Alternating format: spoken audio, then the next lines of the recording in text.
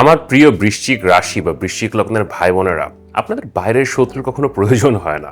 আপনারা নিজেরাই নিজেদের সবচেয়ে বড় শত্রু। আপনারা নিজেরা এটা খুব ভালো মতোই জানেন। যখন একটা কোনো কাজ হচ্ছে, কোনো ভালো সম্ভাবনা আসছে, এমন একটা সিদ্ধান্ত নিলেন, এমন কিছু একটা করে ফেললেন যে নিজের বাড়াভাতে নিজেই ছাই ঢেলে দেন। কিন্তু বর্তমানে আপনাদের নবমভাবে বৃহস্পতি তুঙ্গে আছে, অন্যান্য সব কিছু মিলিয়ে আপনারা এটাকে কন্ট্রোল করছেন, লাইফের মধ্যে পজিটিভ এনার্জি আনছেন। কিন্তু 28শে অগস্ট আপনাদের চতুর্থ ভাবে রাহু এবং চন্দ্র দ্বারা যে চন্দ্রগ্রহণ সংগঠিত হচ্ছে, এটা একটা বিপদ সংকেত। এটা মনের মধ্যে একটা নেগেটিভিটি আনছে, তৈরি করছে মনের মধ্যে চোর। এই কঠিন নেগেটিভ এনার্জিটা কিভাবে ফাইট করবেন, কিভাবে আপনাদের জীবনে যে পজিটিভ ডিরেকশন আপনারা পাচ্ছেন সেখানে চলমান থাকবেন এবং এই মনের মধ্যে চোরকে চিরতরে বিদায় জানাবেন, এই সব কিছু নিয়ে আপনাদের জন্য আমার চন্দ্রগ্রহণের বিশেষ ভিডিও।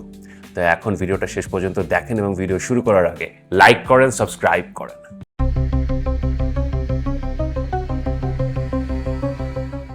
আমি মাহা আর আপনারা দেখছেন আমাদের channel Maha your astrologer from Bangladesh. আশা করি আপনারা সবাই ভালো আছেন। গত কয়েকদিন ধরে আপনারা আমার সূর্যগ্রহণের ভিডিওগুলো দেখছেন, ভালোবাসা দিচ্ছেন, আপনাদেরকে অসংখ্য ধন্যবাদ। এবং আপনারা অনেকে আমাকে মেসেজ করেছেন যে আসলে গতানুগতিক রাশিফলের বাইরে যে জ্যোতিষশাস্ত্রে এত কিছু আছে আপনারা আগে জানতেন না। আসলে সব কিছুই আমাদের ট্র্যাডিশনাল জ্যোতিষে আছে। তো সেই ট্র্যাডিশনাল শাস্ত্রগুলোই আজকের ভাষায় আপনাদেরকে বলা, এটাই আসলে আমার মূল দায়িত্ব। এখন আপনারা ভয় পেতে পারেন যে সূর্যগ্রহণ বহুত হলো, এখন আবার চন্দ্রগ্রহণ, মানে কিসের থেকে কি। দেখেন, সূর্যগ্রহণ এবং চন্দ্রগ্রহণ এটা একে অপরের সাথে ওতপ্রোতভাবে জড়িত, একটাকে ছাড়া আরেকটা চিন্তা করা যায় না। সো কীভাবে কানেক্টেড এবং চন্দ্রগ্রহণে আপনাদের জন্য কি খবর আসছে এগুলো নিয়ে আমি কথা বলবো। কিন্তু তার আগে এই 28শে অগস্ট যে চন্দ্রগ্রহণটা হচ্ছে তার বেসিক গতি প্রকৃতিটা আপনাদেরকে একটু বলি। 28শে আগস্ট বাংলাদেশ সময় সকাল 8:30টার দিকে চন্দ্রগ্রহণটা শুরু হচ্ছে এবং এটা দুপুর 12টা পর্যন্ত চলবে এবং মূল 10টা থেকে 10:15টার মধ্যে আপনার একদম পিক চন্দ্রগ্রহণ বা লুনার এক্লিপসটা সংগঠিত হবে। এখন এবার যে চন্দ্রগ্রহণটা হচ্ছে এটা টোটাল লুনার এক্লিপস না, মানে পূর্ণাঙ্গ চন্দ্রগ্রহণ নয়, এটা আংশিক চন্দ্রগ্রহণ। বাট আংশিক হলেও আপনার চাঁদের অলমোস্ট 96% আকাশ থেকে ভ্যানিশ হয়ে যাবে। তো এই যে চন্দ্রগ্রহণ হয় আর চাঁদ আকাশ থেকে ভ্যানিশ হয়ে যায়, আপনারা অনেকে আসলে জানেন যে এটা কেন হয়, বাট তারপর আমি ছোট্ট করে বলি। দেখেন, চাঁদের তো নিজস্ব কোনো আলো নাই, সূর্যের আলো চাঁদের উপরে পড়ে রিফ্লেক্টেড হয়ে আমরা আসলে চাঁদকে দেখতে পাই। তো বছরে দুবার চাঁদ ঘুরতে ঘুরতে এমন একটা জায়গায় চলে যায় যে ওখান থেকে চাঁদ এবং সূর্যের মধ্যে আমরা পৃথিবী চলে আসে। সো যেহেতু মাঝখানে পৃথিবী চলে এসছে, সো সূর্য থেকে ওই আলোটা চাঁদে পৌঁছায় না। চাঁদ তখন আকাশ থেকে ভ্যানিশ হয়ে যায় এবং চাঁদ যখনই আসলে আকাশে যেখানে রাহু বা কেতু আছে ওই এক্স্যাক্ট পয়েন্টে যখন যায় তখনই এই ঘটনাটা ঘটে।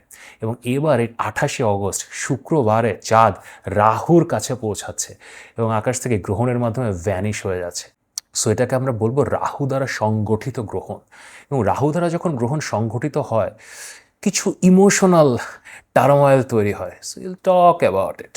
এখন এই যে চন্দ্রগ্রহণটা হচ্ছে এটা আমাদের এই বাংলাদেশ, ভারতীয় উপমহাদেশ এখান থেকে দেখা যাচ্ছে না, কিন্তু আপনারা তো সব জায়গা থেকে আমার ভিডিও দেখেন। সো নর্থ আমেরিকা, দক্ষিণ আমেরিকা, জাপান, মালয়েশিয়া, ইস্ট এশিয়ার কিছু জায়গা থেকে আসলে এই চন্দ্রগ্রহণটা দেখা যাবে। কিন্তু ভারতবর্ষ এবং বাংলাদেশ থেকে আমাদের ইম্প্যাক্টটা কম হবে। চন্দ্রগ্রহণ যখন পুরোপুরি দেখা না যায় দেন ইম্প্যাক্টটা আপনার অনেক কমে যায়। ধরেন 100% থেকে এটা 30-40%-এ চলে আসে। কিন্তু 30-40% আসলে অনেক ইম্প্যাক্ট, সেটা নিয়ে আলোচনা করতে হবে। কিন্তু যারা নর্থ আমেরিকাতে আছেন, সাউথ আমেরিকাতে আছেন, যারা চন্দ্রগ্রহণ দেখতে পাচ্ছেন তাদের উপর আরও অনেক বেশি ইম্প্যাক্ট পড়বে। এখানে এই চন্দ্রগ্রহণের ইম্প্যাক্ট আসলে কতদিন থাকে দেখেন, চন্দ্রগ্রহণ সূর্যগ্রহণ থেকে একটু আলাদা। সূর্যগ্রহণের ইম্প্যাক্ট একটা স্লো বার্নিং প্রসেস, আস্তে আস্তে 6 মাস ধরে ইম্প্যাক্টটা আসে। সেদিকে চন্দ্রগ্রহণ একটা কুইক শার্প ইম্প্যাক্ট দেয়। তো এই 28শে আগস্ট যে চন্দ্রগ্রহণটা হচ্ছে না, তো এই চাঁদটা উঠেছিল 12ই আগস্ট সূর্যগ্রহণের দিন, ওই দিনই নিউ মুন ছিল। সো 12ই আগস্ট থেকে এটার একটা ইম্প্যাক্ট শুরু হয়ে যাবে। এই যে এখন আপনি ভিডিও দেখছেন, গ্রহণের আলামত শুরু হয়ে গেছে। এবং এরপরে যখন আমাবস্যাটা হবে, আবার আপনার যখন সেপ্টেম্বর মাসে পিতৃপক্ষের সময় যে আমাবস্যাটা হবে ততদিন পর্যন্ত আসলে ইম্প্যাক্টটা থাকবে। সো আমরা এটা একটা 1 মাস ধরতে পারি, 12ই আগস্ট থেকে 12ই সেপ্টেম্বর পর্যন্ত এই 1 মাস জুড়ে চন্দ্রগ্রহণের ইম্প্যাক্টটা আসলে থাকবে। এখন এই গ্রহণ চলাকালীন সময় আসলে কি করবেন দেখেন, সূর্যগ্রহণ হোক বা চন্দ্রগ্রহণ হোক, এই সময়টা এই যে সকাল 8:30 থেকে দুপুর 12টা পর্যন্ত, এই সময় ইহজগতিক কাজকর্ম না করা, না ঘুমানো, অর্থনৈতিক লেনদেন না করা, নতুন কোনো কাজ শুরু না করা, কিছু না খাওয়া, শাওয়ার না নেওয়া, ফিজিক্যাল ইন্টারকোর্স না করা, এগুলো থেকে বিরত থাকাটাই ভালো। এবং এই সময় আসলে বাইরে বের হয়ে উপাসনা না করাই ভালো। আপনি আপনার উপাসনালয়, মসজিদ, মন্দির এগুলোতে না যাওয়াই ভালো। আপনি যে উপাসনাটা করবেন, যে প্রার্থনাটা করবেন, এটা আপনার নিজের বাসায়, আপনার নিজের প্রাইভেট স্পেসে প্রার্থনা করাটাই আসলে ভালো। চন্দ্রগ্রহণ যদি আকাশে দেখা যেত তাহলে প্রার্থনা করার জন্য একটা স্পেসিফিক টাইম ক্যালকুলেশন করা হয়, সেটাকে সুতাক বলে। কিন্তু এবার যেহেতু আমাদের এই এলাকা থেকে চন্দ্রগ্রহণ দেখা যাচ্ছে না, তো সুতাক ক্যালকুলেশনের দরকার নেই। এখন আমার নর্থ আমেরিকান ফ্রেন্ডরা, সাউথ আমেরিকান ফ্রেন্ডরা ওখান থেকে যারা ভিডিও দেখেন, তারা যদি জানতে চান কমেন্ট করেন, আমি আপনাদের সুতাকটা ক্যালকুলেট করে দেবো যে কখন আসলে প্রার্থনাটা করতে হবে। কিন্তু প্রার্থনা করতে তো কোনো ক্ষতি নেই। তো আপনি বাংলাদেশে থাকেন, ভারতে থাকেন, এই এলাকায় থাকেন, যেখানেই থাকেন না কেন, এই সময় কোনো ইহজগতিক কাজ না করে প্রার্থনা করাটা বেস্ট কাজ। এবার আসেন এই 28 অগস্ট শুক্রবারের চন্দ্রগ্রহণের স্পেসিফিক বিশেষ ইম্প্যাক্টটা আসলে কি। এই ইম্প্যাক্টটা সূর্যগ্রহণ থেকে আলাদা করা যাবে না। সূর্যগ্রহণটা আপনার কর্কট রাশিতে অশ্লেষা নক্ষত্রে হয়েছে, তো আমি এটা নিয়ে কথা বলেছি যে আপনাদের কিছু ইমোশনাল ব্যাগেজ, মনের মধ্যে কিছু ক্ষত বের হয়ে এসছে। এবং এই যে ক্ষতটা বের হয়ে আসছে না, এই ক্ষতটার মলম তো লাগবে। এই মলমটা হচ্ছে এই চন্দ্রগ্রহণ। এই চন্দ্রগ্রহণটা যখন হবে, চন্দ্রটা আপনার শতভিষা নক্ষত্রে গ্রহণের শিকার হচ্ছে, এবং শতভিষা নক্ষত্র হিলিংয়ের নক্ষত্র, ওষুধের নক্ষত্র। সো আপনি একটা ওষুধ বা একটা রাস্তা খুঁজে পাবেন। কিন্তু সমস্যাটা হচ্ছে কি জানেন, চন্দ্রগ্রহণের সময় আপনি একটা রাস্তা হয়তো পাবেন, বাট গ্রহণটা এমনভাবে হচ্ছে যে চন্দ্র শতভিষা নক্ষত্রে আছে, দেন রাহু বসে আছে ধনিষ্ঠা নক্ষত্রে, সব কিছু মিলে আপনি তখনই আসলে ওই ক্ষতটা ভরার চেষ্টা করতে পারেন, তখনই সমস্যাটার সমাধানের চেষ্টা করতে পারেন। That will be a mistake. চন্দ্রগ্রহণের সময় আপনি প্রবলেমের সলিউশনটা যখন পাবেন, টেক টাইম। এটা সলভ করতে সময় লাগবে। চন্দ্রগ্রহণ একটা এন্ডিং দেখায় এবং সূর্যগ্রহণ একটা বিগিনিং দেখায়। সূর্যগ্রহণ আপনার জীবনে একটা নতুন দিক নির্দেশনা দিয়েছে, নতুন কর্মকাণ্ড শুরু হয়েছে, এটা আপনাকে 6 মাস ধরে করতে হবে। এবং সমাধানটা কিভাবে করবেন, রাস্তাটা আপনি চন্দ্রগ্রহণ থেকে পাবেন। সেই রাস্তাটা নিয়ে আপনাকে আগামী 6 মাস, ফেব্রুয়ারি 2027 পর্যন্ত কর্মকাণ্ড চালিয়ে যেতে হবে। So have patience. এখন আপনাদের জীবনে গ্রহণকালে কী কী ধরনের কর্মকাণ্ড শুরু হবে সেটা তো আমি সূর্যগ্রহণের ভিডিওতে বলেছি, যদি দেখে না থাকেন ভিডিওটা দেখতে পারেন। এবং এই কর্মকাণ্ডগুলো কিভাবে করবেন, কি রাস্তায় করবেন, এই চন্দ্রগ্রহণ আপনাদের জন্য কি ডিরেকশন নিয়ে আসছে আপনার রাশি ও লগ্নের ভিত্তিতে, এখন আমি বলবো। সো চলেন দেখি। স্করপিও পিপল, আমাদের বৃশ্চিক রাশি বা বৃশ্চিক লগ্নের ভাই বোনেরা, আমাদের অদম্য বৃশ্চিক, অপরাজেয় বৃশ্চিক, যাদেরকে কখনো হারানো যায় না, যাদেরকে কখনো বাদ দেওয়া যায় না, নিজেদের পথ থেকে যাদেরকে কখনো সরানো যায় না। পতনের পরেও আপনারা ফেরত আসেন পুনর্জন্ম নিয়ে, পরাজয়ের পরেও আপনারা ফেরত আসেন পুনরুত্থানের মাধ্যমে শ্রেষ্ঠত্বের পথে নতুন যাত্রা নিয়ে। কেমন আছেন আপনারা? 28 আগস্ট রাহু এবং চন্দ্র দ্বারা যে চন্দ্রগ্রহণটা সংঘটিত হচ্ছে, এটা আপনাদের জন্য একটু প্রবলেমেটিক। এটা আপনাদের চতুর্থ ভাবে হচ্ছে এবং কিছু বিপদের সম্ভাবনা আছে। কিন্তু দেখেন, বিপদকে তো স্করপিও কখনোই ভয় পায় না। বিপদের পতন ঘটিয়েই, বিপদের মৃত্যু ঘটিয়েই আপনি স্করপিও বা বৃশ্চিক হন। সো টেনশনের কিছু নেই, কিন্তু বিপদের প্রকৃতিটা নিয়ে আমাদের একটু আলোচনা করতে হবে, যাতে আপনি বুঝতে পারেন যে সাবধান কিভাবে হবেন। সবার আগে 28 আগস্ট চন্দ্রগ্রহণটা হচ্ছে, কিন্তু ওই দিনই যে বিপদটা হবে নট নেসেসারিলি। চন্দ্রগ্রহণের কিছু আলামত আগে থেকেই শুরু হয়ে যায়। সো 12 আগস্ট যে সূর্যগ্রহণটা হয়েছে, তার পরের থেকেই আপনাদের জীবনে ওই আলামতগুলো চলে আসছে। এবং সেপ্টেম্বর মাসের 10 থেকে 12 তারিখ, এই এক মাস, অগস্টের 12 থেকে সেপ্টেম্বরের 12-13, এই এক মাস আপনাদের জীবনে এই আলামতগুলো থাকবে। তো আলামতগুলো আসলে কি? প্রথম ব্যাপারটা হচ্ছে কি, এটা বিপদ কেন, এটা প্রবলেমেটিক কেন? আমাদের চন্দ্রগ্রহণটা যে 4th হাউসে হচ্ছে, এটা আমাদের সুখ স্থান, আমরা এটাকে বিশ্রাম ভাবও বলি। আমরা যেখানে আপন মনে থাকি, রেস্ট নেই, আমাদের বাসায় থাকি, আমরা ঘুমাই, নতুন একটা যুদ্ধে যাবে, সেই যুদ্ধের জন্য নিজেকে আপনি রিকুপারেট করেন, এটাই হচ্ছে চতুর্থ স্থান, চতুর্থ ভাব। এবং এখানে যখন কোনো গ্রহ আসে, তারা সেখানে বিশ্রাম নেয়। বৃহস্পতি আসুক, শুক্র আসুক, তারা ওখানে রেস্ট নেয়, যে নতুন একটা লড়াইয়ের জন্য নিজেকে প্রস্তুত করে। কিন্তু রাহু এমন একটা গ্রহ, এটা বিশ্রাম নিতে জানে না। Rahu never eats, never sleeps, never knows how to take rest. এবং আপনাদের এই 4th হাউসে রাহু 2025-এর মে মাসে এসছে, এবং এর পরের থেকে আপনাদের মনের মধ্যে একটা অস্থিরতা শুরু হয়েছে। হয়তো আপনারা একটা কোনো কাজ করছেন, একটা কোনো ক্যারিয়ারে আছেন, কিন্তু হঠাৎ করে আপনার মনে হচ্ছে কি এই কাজটা ভালো না, এটা বাদ দিতে হবে, নতুন কোনো কাজ করতে হবে।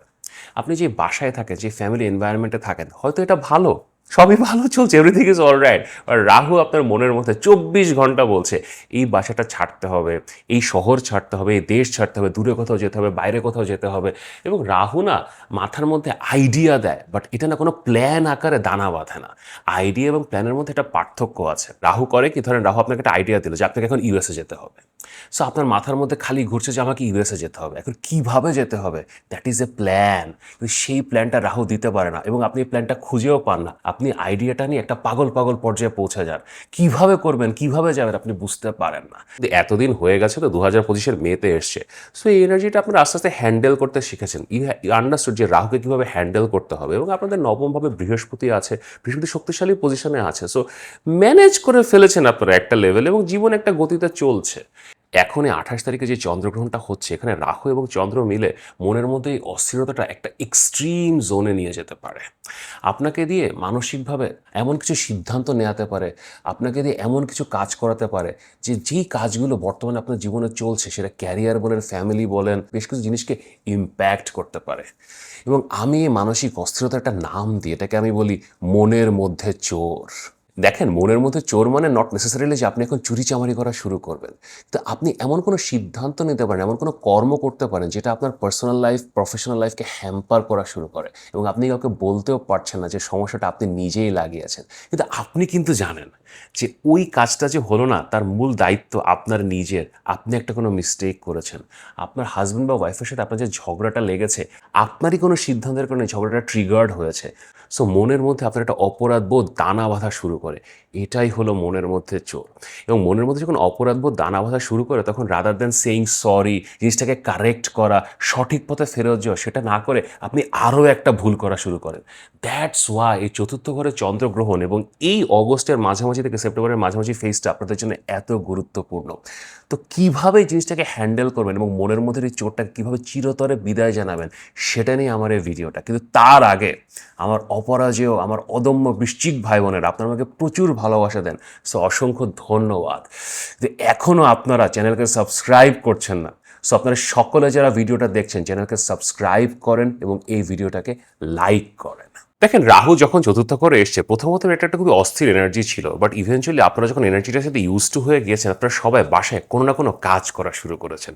কমেন্টে লিখে জানান যে বাসায় বসে কোনো না কোনো কাজ করছেন কিনা। আপনারা সকল বৃশ্চিক রাশি অথবা বৃশ্চিক লগ্ন, আপনারা ওয়ার্ক ফ্রম হোম আর বাসায় বসে কিছু না কিছু করছেন। কারণ একটা গ্রহ রাহু নিয়ে বসে আছেন, এতে অস্থির এনার্জি কিছু না কিছু প্রোডাক্টিভিটি তো দিবে।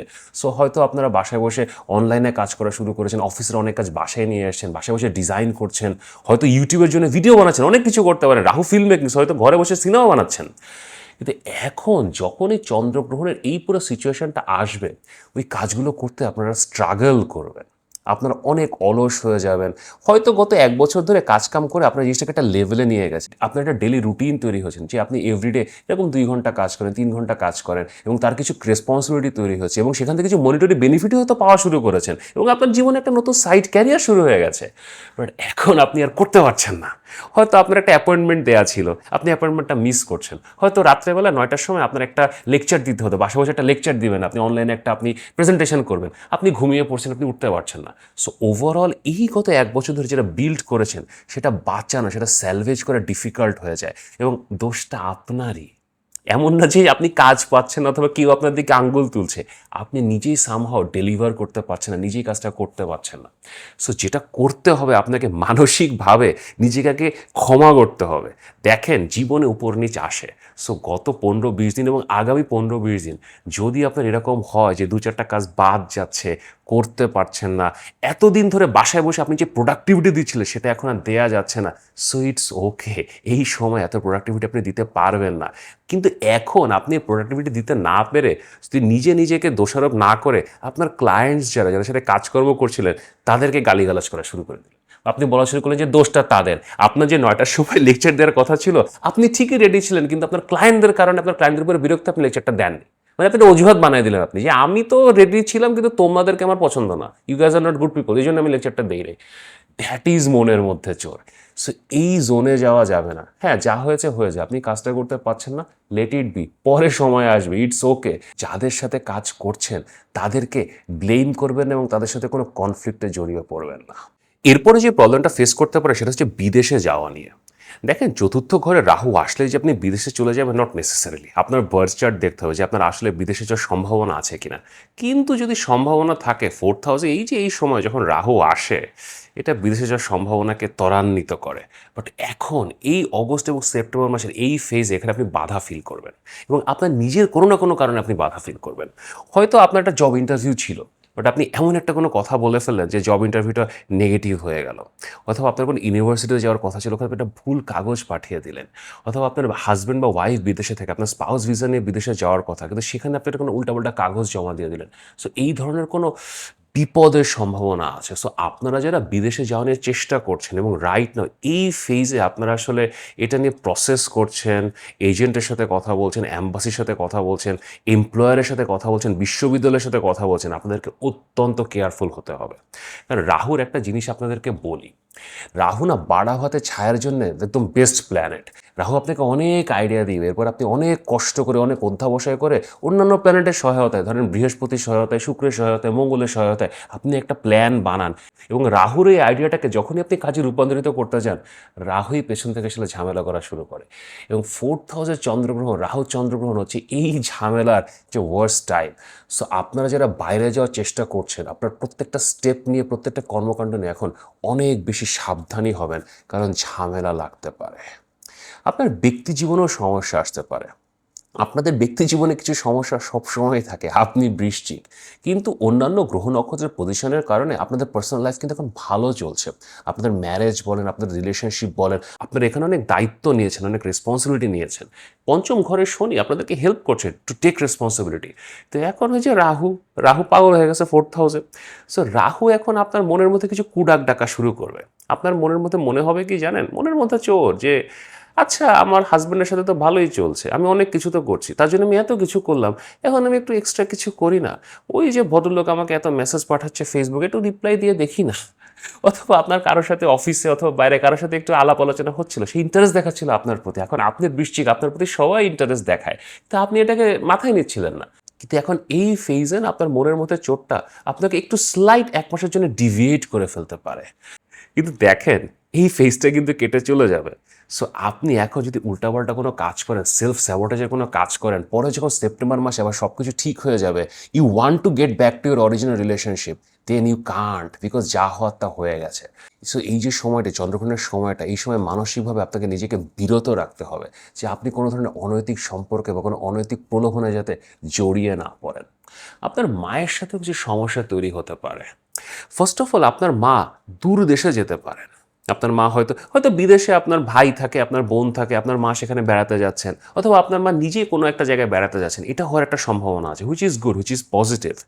কিন্তু আপনার মা যদি এখন বিদেশে কোথাও না যান, অথবা ঘরের বাইরে কোথাও না যান, একই বাসায় আপনার সাথে থাকেন, আপনার মায়ের সাথে আপনার বিস্তর ঝামেলা লাগতে পারে।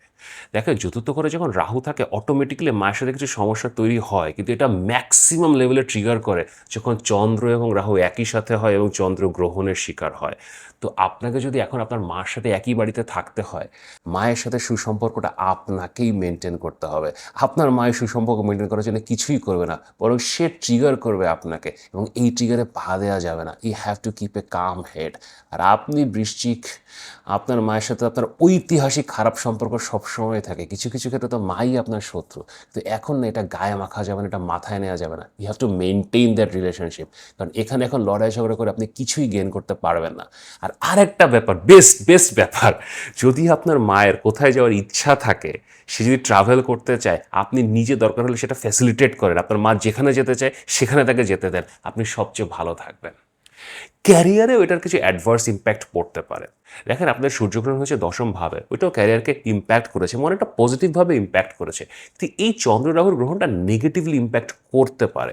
হয়তো আপনার অগস্ট মাসের মাঝামাঝি, অগস্ট মাসের প্রথম দিকে কিছু কাজ শুরু হয়েছে, যে কাজগুলো অনেক দিন ধরে আসলে আটকে ছিল, সাডেনলি কাজগুলো আপনার হওয়া শুরু হয়েছে। এখন আপনাকে ডেলিভার করতে হবে, কাজে কন্ট্রিবিউট করতে হবে, আপনাকে অনেক কিছু করতে হবে। কিন্তু ওই যে চতুর্থ ঘরে চন্দ্র রাহু, সে আপনাকে কিছু আসলে করতে দিচ্ছে না। ওই যে রাহুর যে প্রবৃত্তি যখন হয়ে যায়, একদম লাস্ট লাইনে চলে আসে, রাহু তখন বাড়া হাতে ছাই ফেলে। সো আপনি নিজেই হয়তো প্রেজেন্টেশন মিস করে যাচ্ছেন, নিজেই ডেডলাইন মিস করছেন, একটা কাগজ জমা দেওয়ার কথা নিজেই দিতে পারছেন, হয়তো আপনার অনলাইনে একটা পেজ আছে, অনেক অর্ডার পাওয়া শুরু করলেন হঠাৎ করে, কিন্তু অর্ডার আপনি ডেলিভারি দিতে পারছেন না। সো আপনাকে এখানে নিজেকে ঠিক করতে হবে যে বহু বছর পরে আমার এই জিনিসটা লাইনে এসছে, সো এখন নিজের কারণে, নিজের কোনো অপরাধের কারণে আমি যাতে আমার ক্যারিয়ারকে স্যাবোটাজ না করি। ওভারঅল চতুর্থ করে চন্দ্র এবং রাহু একটা অত্যন্ত প্রবলেমেটিক ইভেন্ট। এটা এমন একটা ঘা তৈরি করে যে ঘাটা আপনি কাউকে দেখাতে পারবেন না, ডাক্তারকেও দেখাতে পারবেন না, নিজেই অন্ধকারে দেখবেন, নিজেই ওই ঘায়ের মলমটা লাগাতে হয়, এবং যেহেতু কাউকে বলতে পারছেন না, তো মনের মধ্যে একটা চোট তৈরি হয়, একটা অপরাধবোধ তৈরি হয়, যেটা আপনাকে আরও বেশি অ্যাগ্রেসিভ করে দেয়। দ্যাটস ওয়াই এই সময় মাথা ঠান্ডা রাখাটা অত্যন্ত গুরুত্বপূর্ণ। দেখেন, বৃশ্চিকের যে প্রবলেমটা হয়, আপনারা করেন সব ঠিক মতোই, সবই ঠিক আছে, কিন্তু এমন একটা কথা বলে ফেলেন, এমন একটা অ্যাক্টিভিটি করে ফেলেন, এমন একটা জিনিস লিখে পাঠিয়ে দেন যে এরপরে আপনার সকল ভালো কাজ, যেটা গত 10 বছর ধরে করছিলেন, 5 বছর ধরে করছিলেন, সেটা আসলে মিনিংলেস হয়ে যায়। এবং এই যে 1 মাসের ফেজটা, this is very very very critical. আপনাদের চার্টের অবস্থা কিন্তু খুব ভালো, আপনারা সামনের দিকে যাচ্ছেন, ওভারঅল শনির পজিশন বলে, বৃহস্পতির পজিশন বলে, ইভেন শুক্রের পজিশন বলে, এগুলো সবই আপনাদের জন্য পজিটিভ। কিন্তু এখন এই চন্দ্রগ্রহণের সময় আপনার মনের মধ্যে যে চোর তৈরি হয়েছে, এটাকে পাত্তা দেওয়া যাবে না। মনের মধ্যে এই চোরকে জন্ম নেওয়ার আগেই আপনাকে ঝেঁটে বিদায় জানাতে হবে।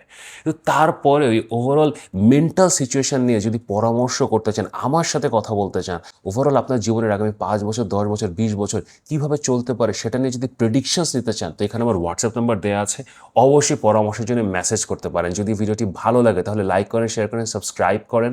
নিয়মিত দেখা হবে।